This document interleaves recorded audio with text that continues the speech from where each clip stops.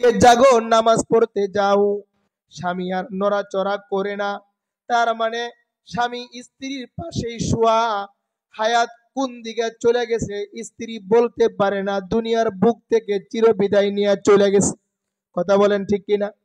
কত মানুষ মদ পান করতে করতে দুনিয়ার বুক থেকে চলে গেছে।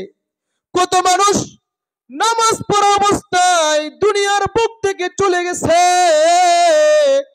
নবী আমার বলেন, কামা তাইশুনা তামুতুন, যেমন জীবন তোমার হবে মরণ তোমার তেমন হবে। আল্লাহু আকবার।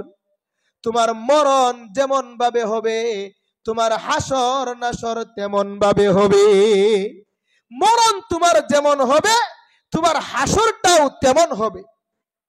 ইব্রাহিম ইবনে আদহাম তিনি বলেন, ও আমার ছাত্ররা, কোন আমল করলে আমি মৃত্যুর সময় কালিমাওয়ালা হব, কালিমাওয়ালা মত নসিব হবে, ওই আমল নিয়ে আমি ব্যস্ত। ইব্রাহিম বিন আদম বলেন, আমার 2 নম্বর ব্যস্ততার কারণ হলো, দেখেন বুজুর্গরা কি নিয়ে ব্যস্ত থাকে আর আমরা কি নিয়ে ব্যস্ত। আমরা দুনিয়া নিয়ে ব্যস্ত, আখেরাতের খবর আমাদের মাঝে নাই। ঠিক না বেঠিক? আমরা দুনিয়াতে এমন ভাবে জীবন যাপন করি, বাচ্চারা ঘুড়ি উড়ায় না, ঘুড়ি ঘুড়ি গুড্ডি বলে, ঠিক না? এই নাটাই নাটাই দেয়া সুতা ছাড়তে থাকে। ঘুড়ি একবার আকাশের এই প্রান্তে যায়, আবার ওই প্রান্তে যায়। মালিক কিন্তু বলে, তুমি যেখানেই যাও না কেন সুতা কিন্তু আমার কাছে। কথা বলেন ঠিক কিনা? আমাদের বুজুর্গরা আমাদেরকে এভাবেই নসিহত করছেন, এ দুনিয়ার মানুষ, তোমরা আল্লাহর দেওয়া একটা ঘুড়ি, তোমরা দুনিয়াতে যেখানে যাও তোমাদের কোনো বাধা নাই। তোমরা যেখানেই যাও কোনো বাধা আছে নাকি বলেন? বাধা নাই। আল্লাহ তাআলা বলেন, বান্দা তোমার ওই ঘুড়ির সুতা কিন্তু আমার কুদরতি হাতের মধ্যে রয়ে গেছে। আমি যখন টান দিব তখন ঘুড়ি কিন্তু আমার কাছেই চলে আসতে হবে। কথা বলেন ঠিক কিনা? আমার ভাইয়েরা, ইব্রাহিম ইবনে আদহাম বলেন, ও আমার ছাত্ররা, মৃত্যুর পরে আমি যখন মারা যাব, কবরে রাখার পরে ফেরেশতারা, মুনকার নেকির 2 ফেরেশতা সবার কবরে আসবে। আসবে কিনা? আমাদের কবরে আসবে না? আমাদের কবরেও আসবে। প্রশ্ন করবে কয়টা? সবাই বলেন। প্রশ্ন করবে 3টা। 1 নম্বর প্রশ্ন, মার রব্বুক। 2 নম্বর প্রশ্ন, ওয়ামা দীনুক।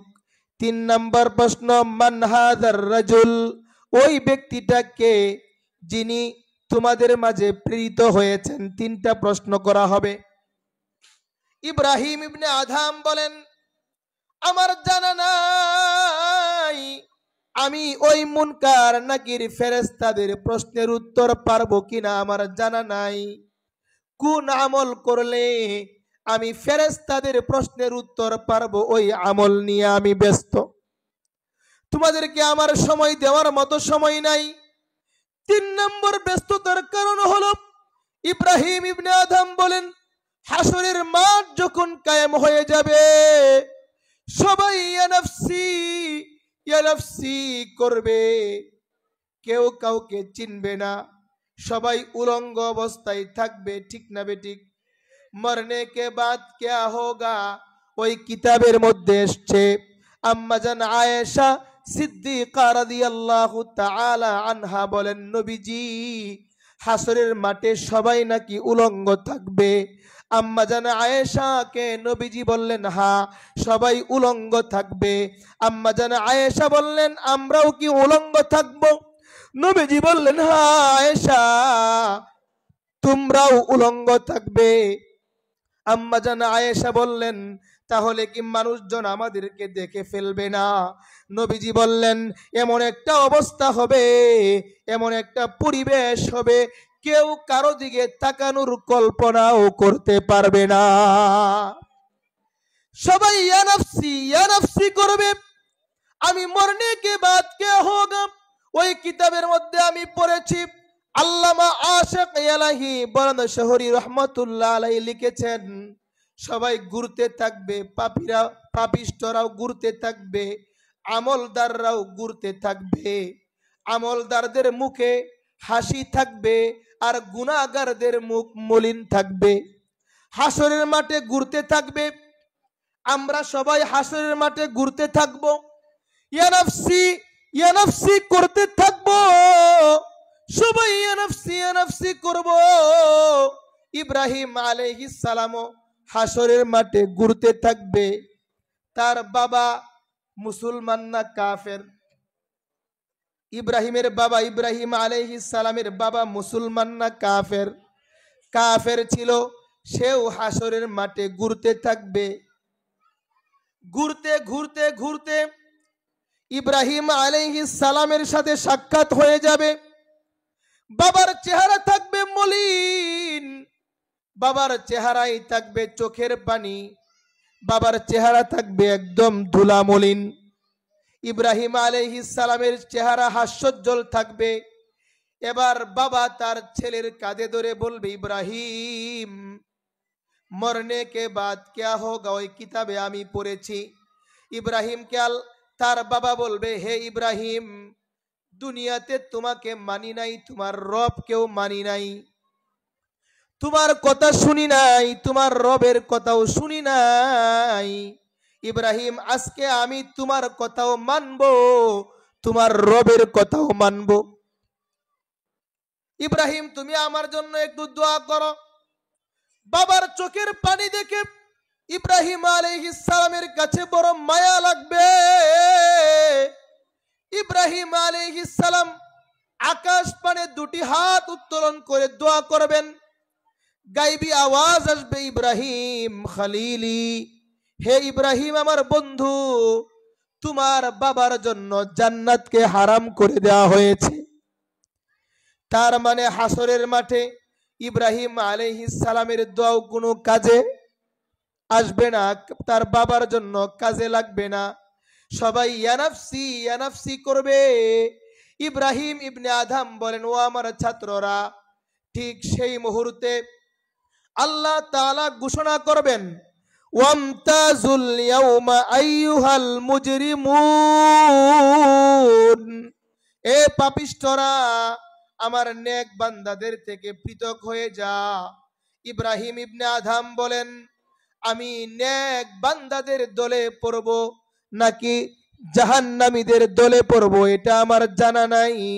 ও আমার ছাত্ররা, কোন আমল করলে আমি নেক বান্দাদের দলে পড়ব, ওই আমলটা নিয়ে আমি ব্যস্ত। ইব্রাহিম ইবনে আদম বলেন, আমি জান্নাতে যাব নাকি জাহান্নামে যাব আমার জানা নাই। কোন আমল করলে আমি জান্নাতে যাব, ওই আমল নিয়ে আমি ব্যস্ত। আজকে আমরা দুনিয়া নিয়ে ব্যস্ত, আজকে আমরা নারী নিয়ে ব্যস্ত, আজকে আমরা গাড়ি নিয়ে ব্যস্ত, আজকে আমরা ক্ষমতা নিয়ে ব্যস্ত, অথচ ক্ষমতার কোনো দাম নাই কবরে গেলে। কথা বলেন ঠিক কিনা? আরে একজন মন্ত্রীর 3.5 হাত কবরের 3.5 হাত মাটির নিচে জায়গা, একজন রিক্সাওয়ালার জায়গাও তো 3.5 হাত। কথা বলেন ঠিক কিনা? এই কারণে অহংকার করা যাবে না, বড়াই করা যাবে না। নামের বড়াই করো না তো নাম দিয়ে কি হয়? নামের মাঝে পাবে না তুই রবের পরিচয়, নামের মাঝে তুই রবের পরিচয় পাবে না। মৃত্যুর পরে যখন ফেরেশতারা প্রশ্ন করবে, মার রব্বুক, যদি আপনি বলেন আমি এই এলাকার লিডার ছিলাম, কাম হবে নাকি? না না, কোনো কাম হবে না। এই কারণে আল্লাহর নবী হাদিসের মধ্যে বলেছেন, এমন একটা সময় আসবে, ইউহিব্বুনাদ দুনিয়া, মানুষ দুনিয়াকে ভালোবাসবে, আখিরাতের কথা ভুলে যাবে। অথচ আল্লাহ তাআলা কোরআনে বলেছেন, ওয়ালাল আখিরাতু খায়রুল লাকা মিনাল উলা, দুনিয়া থেকে আখিরাত আমাদের জন্য উত্তম। কথা বলেন ঠিক কিনা? নবী আমার বলেন, জি লা ইলাহা ইল্লাল্লাহ, জুরে লা ইলাহা ইল্লাল্লাহ। লা আছে নাকি? নেই কোনো মাবুদ আল্লাহ ছাড়া, এক খুদার পর দুই খুদা আর তিন খুদা মোরা কিছু মানি না।